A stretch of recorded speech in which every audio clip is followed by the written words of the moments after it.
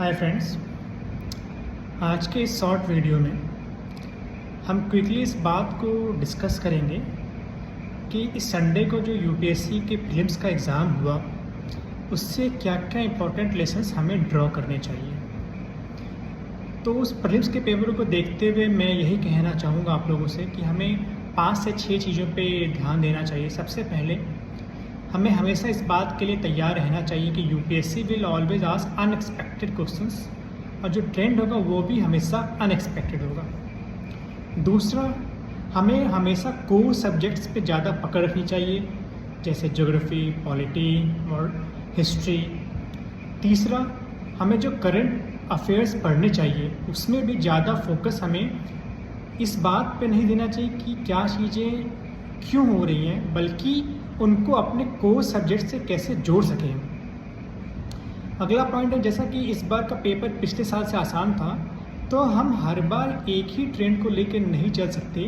क्या कि हमें 80-85 क्वेश्चंस करने हैं तो हम सेलेक्ट हो सकते हैं। जब पेपर थोड़ा आसान आए तो उस समय हमें अपनी स्पीड बढ़ानी चाहिए।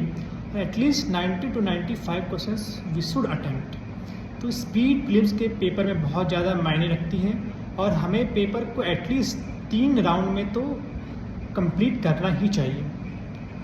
अगला यानी 5वां पॉइंट ये है कि अक्सर कई बार होता है कि दिए गए 4 में से हम 1 या 2 ऑप्शंस के बारे में ही जानते हैं, पर अगर हम कैलकुलेटेड रिस्क लें और कुछ ट्रिक्स होती हैं, एलिमिनेशन की जो ट्रिक्स होती हैं उनका इस्तेमाल करें, तो कई सारे सवाल जिनके बारे में हमें 25 to 30% इन्फॉर्मेशन ही अवेलेबल है, फिर भी हम उसको कर सकते हैं एलिमिनेशन की टेक्निक के साथ। और लास्ट पॉइंट मैं आपसे यही कहना चाहूँगा कि आपके लिए प्रीलिम्स हो या मेंस हो, किसी भी स्टेज एग्ज़ाम के किसी भी स्टेज के लिए जो सबसे important beacon light of hope होगी वो प्रीवियस ईयर होगा। सो हमेशा प्रीवियस ईयर पेपर को एनालिसिस करते रहें। जो भी क्वेश्चंस प्रीवियस ईयर में पूछे गए हैं उनके अराउंड जितने भी क्वेश्चंस और बन सकते हैं उनको खुद से तैयार करने की कोशिश करें। तो जाते जाते मैं आपसे ही 6 पॉइंट्स के बारे में बात करना चाहूँगा। पहला, यूपीएससी के द्वारा हमेशा अनएक्सपेक्टेड ट्रेंड के लिए तैयार रहें। दूसरा, कोर सब्जेक्ट्स पे ज़्यादा फोकस करें। तीसरा, जब भी करंट अफेयर्स पढ़ें उसको भी कोर सब्जेक्ट से जोड़ने की कोशिश करें। चौथा, स्पीड पे ज़्यादा फोकस करें, यानी कम समय में ज़्यादा सवाल सॉल्व करने की कोशिश करें।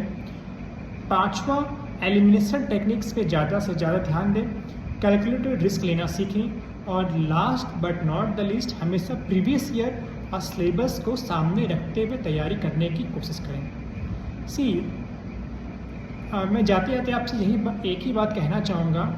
कई बार ऐसा होता है कि हम मार्केट में क्या क्या मटेरियल अवेलेबल है या कोचिंग इंस्टीट्यूट्स क्या क्या मटेरियल हमें प्रोवाइड करा रहे हैं उसके बारे में हम ज़्यादा सोचने लगते हैं, पर मार्केट जो दे रहा है और यूपीएससी की जो डिमांड है वो कभी भी 100% कन्वर्ज नहीं हो सकती है। सो इंस्टेड कि ये देखने की कि मार्केट में या कोचिंग के द्वारा क्या क्या चीज़ें दी जा रही हैं, क्या क्या मटेरियल्स दिए जा रहे हैं, हमें इस बात पे ज़्यादा फोकस करना चाहिए कि यूपीएससी की डिमांड क्या है। प्रीवियस ईयर को देखते हुए हमें ये कोशिश करनी चाहिए जानने की कि ट्रेंड कैसे चेंज हो रहे हैं, कौन कौन से टॉपिक्स यूपीएससी के फेवरेट टॉपिक्स हैं और किन किन कोर सब्जेक्ट्स पे हमें ज़्यादा फोकस करने की ज़रूरत है। हमारा मोट है यूपीएससी के क्वेश्चंस को सॉल्व करना, इसीलिए हमें यूपीएससी के डिमांड पर ज़्यादा फोकस करने चाहिए, इंस्टेड इस बात पे फोकस करने की कि कोचिंग इंस्टीट्यूट या फिर ऑनलाइन क्या क्या मटेरियल्स अवेलेबल हैं। जिन भी लोगों का प्रीलिम्स इस बार अच्छा हुआ, मैं आपसे यही एडवाइस करना चाहूँगा कि जो आने वाला 20 से 22 दिन है, जब तक कि रिज़ल्ट निकल ना जाए तब तक आपके लिए दूसरे कंपटीटर्स से एज बनाने का मौका है और आप मेंस की तैयारी में जुट जाएं। बिलीव मी, क्योंकि प्रीलिम्स के रिज़ल्ट आने के बाद आपके पास बहुत कम टाइम रहेगा, इसलिए जो कोर सब्जेक्ट्स हैं मेंस में, जैसे एथिक्स, एसेस और ऑप्शनल, इसकी तैयारी आप लोग अभी से स्टार्ट कर दें। सो आज के लिए इतना ही। Thank you very much.